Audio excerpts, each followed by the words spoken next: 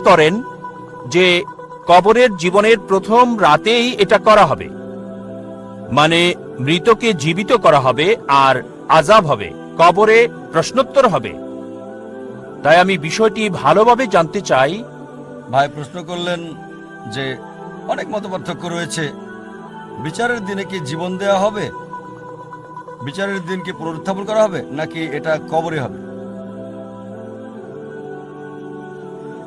ভাই, যদি কবরের আযাবের ব্যাপারে বলা হাদিস পড়েন, আর আল্লাহ কোরআনে বলেছেন সূরা আল ইমরান অধ্যায় 3 আয়াত 185 যে কুল্লু নাফসিন যায়কাতুল মউত, প্রত্যেক প্রাণী মৃত্যুর স্বাদ গ্রহণ করবে আর চূড়ান্ত প্রতিদান দেওয়া হবে বিচারের দিনে।